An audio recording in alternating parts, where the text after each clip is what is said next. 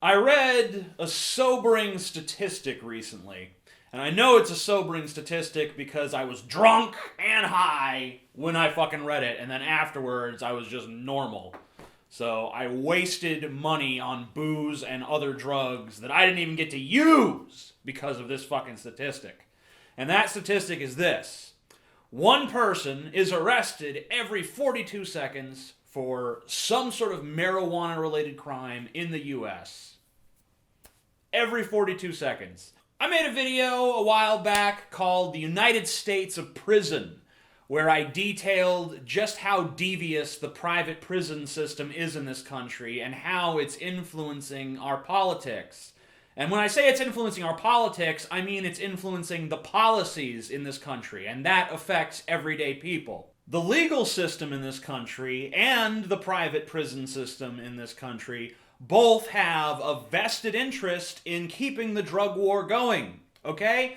They don't care at all that marijuana is safer than alcohol and tobacco. They don't care that it's been shown that treating drug addicts is a lot more effective than putting them in prison.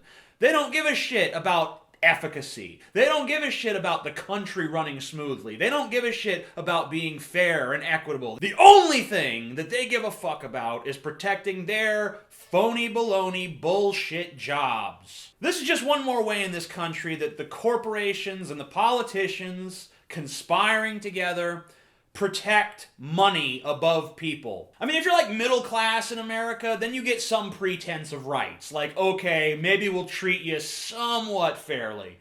But if you're poor, then you're just fed into the fucking meat grinders. Like, you're worth more money to us in this prison than you are free. So get in there, you fucking druggie. Yeah, you should have thought about that before you became addicted to a dangerous substance. Now you're gonna be in prison. Because this is America. Pretty much everyone in America with a brain already fucking understands that moneyed interests have bought the political process and control it entirely. And that democracy has basically crumbled. The republic has crumbled. It's fucking corporate oligarchy at this point. Everyone fucking understands that. And that's why I don't really feel like it's their fault. You know, if this was just like, hey, there's a few corrupt politicians, then I could say, all right, well, obviously those are just bad people. But since the corruption is system-wide, since the corruption goes from the fucking tippy top to the very goddamn bottom, I would have to say that it's not necessarily the fault of the corrupt. Because I believe, and I know that not everyone agrees with this, but I do believe that everyone has a price. Maybe it's not always monetary, but there's something you can give someone to get them to do what you want them to do. That being the case, you can't really blame a corrupt system for corrupting everything it touches. What you really have to place the blame is on me and you and everyone else out there who doesn't have any sort of political power, because we're the ones who basically stand idly by and say, well, you know, everything's fucked up and the country's falling apart and the political process has been totally hijacked by people with special interests who don't represent the fucking common people, but you know what, I'm just gonna fucking chill on this couch and watch TV or play on the internet or fucking look at fucking pictures on my smartphone or some fucking bullshit like that. And then everyone wants to act like, why is everything shitty? And then there's people who don't even pay attention at all. There's people who just walk around blithely ignorant.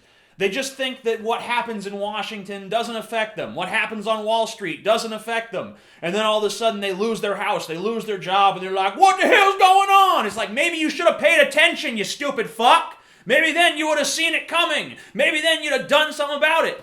But, of course, no one in America does anything about anything. Because we're fucking all... Everyone in power has been bought off, and everyone who's not in power is just kind of standing idly by like, well... what you gonna do, you know? Honey boo-boo's on, see y'all later. I mean, if you were a politician and you controlled, you know, the policies of this country, you'd be corrupt too if you had some corporation come up to you like, here's $10,000. Oh, that's not enough, have 20.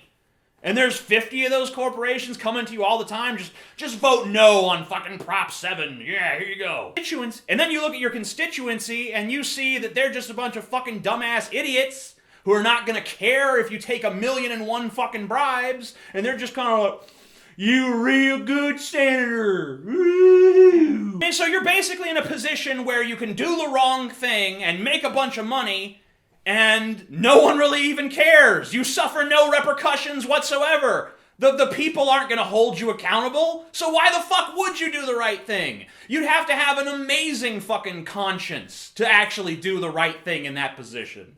I'm the Amazing Atheist. Please subscribe to my channel. Also, follow me on Facebook, Twitter, Tumblr. Comment on this video. Rate this video. You know what the fuck I expect of you. Peace the fuck out.